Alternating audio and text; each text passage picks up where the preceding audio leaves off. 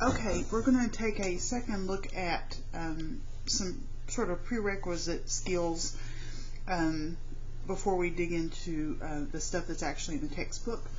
I want to assume that you remember how to find area of a rectangle and that you've done that before, that you're skilled at it, but just in case, we'll do just a really quick video over how to find area of a rectangle and then how to tweak it when you have more complicated problems. So I have three examples. These are not in the original printed note packet, but they are, there's a blank copy on your Schoology if you wanted one. So the first thing we want to do is find the area of the figures. So if we have an 8x3 rectangle, hopefully you already know the formula. Some resources will say do length times width. Some resources say do base times height. And I use base times height because it's the same formula that we use for parallelograms, and that leaves us with one less formula to try to keep up with. So the base of this rectangle is 8 centimeters. So we substitute in 8 centimeters for the base. You can leave off the centimeters if you prefer to just work with the number. And the height, it's 3 centimeters tall. It is important to note that I didn't put any right angle marks in here. The original instructions that I copied this from said assume that all angles that appear to be right angles are. Normally they should be drawn in, or you should be told that that's a rectangle. And so the height always makes a right angle with the base, so that makes 3 centimeters how tall it is, the height, or altitude is the technical term. And then we do 8 times 3 is 24. Centimeters times centimeters is centimeters squared. The idea behind the square centimeters you can look at from an algebraic point of view or from the point of view of the picture. Algebraically, centimeters times centimeters is centimeters squared. Anytime you multiply something by yourself, you get a square. Another way you can look at it is if you divide the original rectangle into 8 1 centimeter long strips across 2, 3, 4, 5, 6. You'll have to use your imagination to pretend those are the same size. If we make 8 1 centimeter wide strips across, and we do 3 1 centimeter wide strips down, obviously this thing is not drawn to scale, not even remotely close to being drawn to scale, because these really should have been squares. If we count the number of squares, there's 8 plus 8 plus 8, or 24 total squares. So we think of this as having 24 1 by 1 centimeter squares in the picture. So that's another way to think about what that square means. We're not squaring the number. This is just plain old 24. It's the units that are being squared. So the centimeters does not apply to that 24. Do not square that number. Okay, so super simple formula to use. On the next one, we have not really a rectangle, but you can think of it as a combination of rectangles. There's really two different sort of schools of thought for how to solve this one. And we'll take a look at both and try to do it fairly quickly. Method 1 is to divide into rectangles and add the areas. Okay, so I'm going to do this one in red. And there's multiple ways you can divide it. You could divide the figure with some vertical, we call these auxiliary lines, and have this rectangle that's 2 by 5, this rectangle that's 2 by, looks like 3, and this rectangle that's 4 by 5, and you can find the areas of those and add them together. You also could, if you just look at things a different way, you could divide this way, and you can create this long rectangle at the top and 2 smaller ones on the bottom.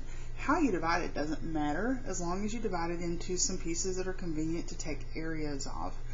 So in each individual section, I'm going to find the area.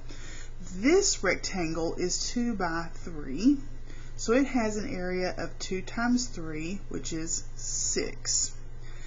This rectangle is 3 by 4, so it has an area of 3 times 4, which is 12. This top rectangle is 9 by, well, this has to be 2, because from here to here is 3, and 2 plus 3 is that total of 5.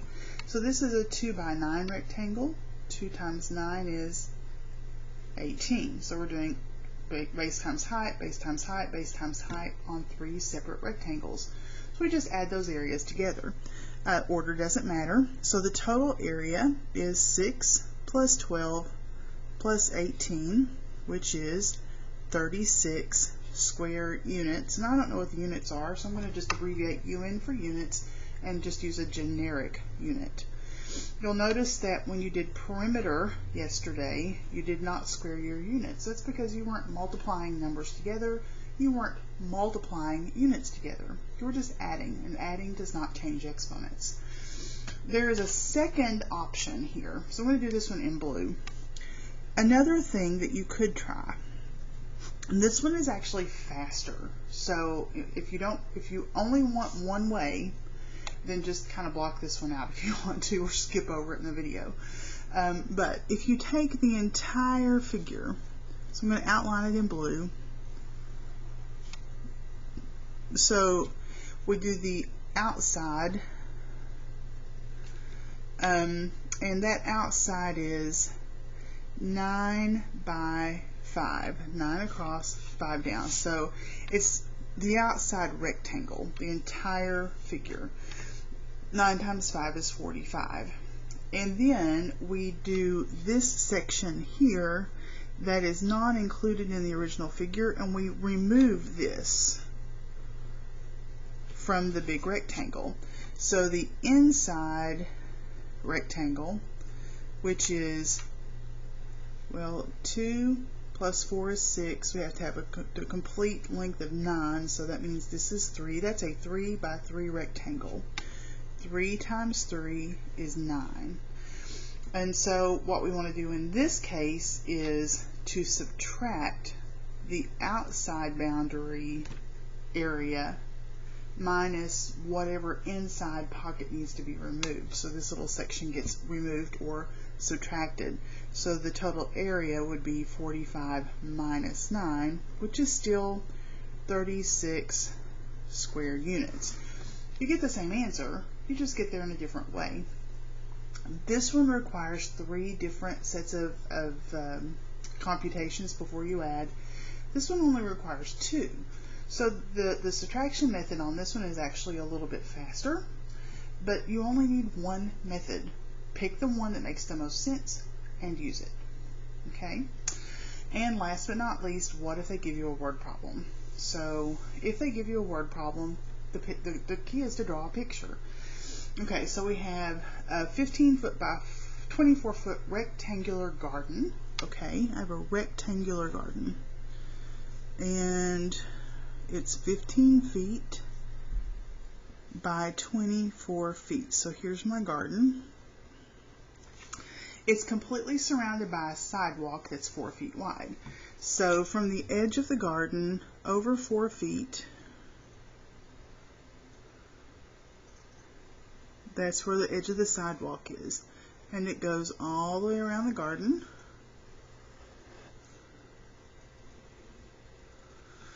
And we want to know the area of the sidewalk. So we want this part. So it says it's completely surrounded by that 4 foot wide sidewalk. What is the area occupied by the sidewalk? Okay, so we could tackle this in one of 2 ways. We could chop it up into 4 rectangles, kind of like we did in problem number 2.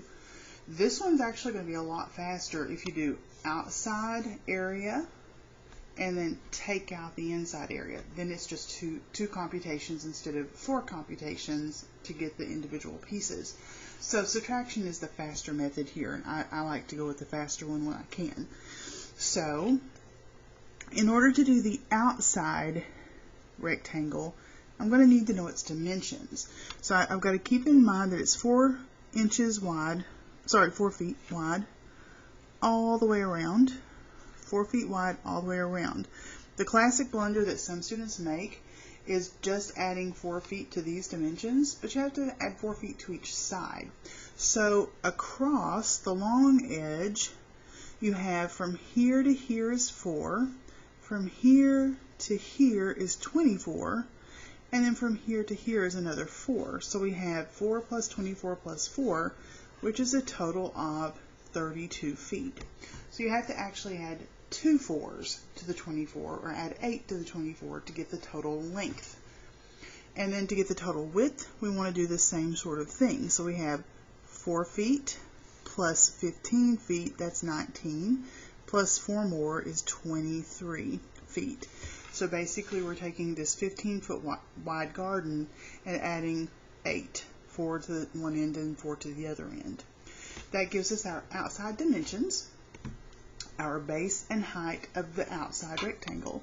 So for the outside rectangle, we're going to do 32 times 23. Okay, that one's a little bit bigger of a computation, so I might pull out my calculator just to make it go a little bit faster on this one. And that's 736, so 736 square feet. And then the inside rectangle is 24 by 15, so 24 times 15. Order doesn't matter really, it's just multiplication. So 24 times 15 is 360. And we're going to remove the inside from the whole big rectangle to get just what's between them. So we're going to subtract these, okay? Or let me just do 736 minus 360 here. So, oops, 736 minus 360 is 376 square feet. So the area occupied by the sidewalk is 376 square feet. And that's it. That's as hard as they get on the area of a rectangle types of problems. Okay, so you're going to finish up the worksheet that you started yesterday, that 10-0 worksheet, and finish up the rest of that assignment. So on the 10-0, and this is in your assignment on Schoology, 13 through 19 and 23 through 25, and do your homework check quiz on that. And then tomorrow we'll dig into new formulas for parallelograms, and just keep on moving from there.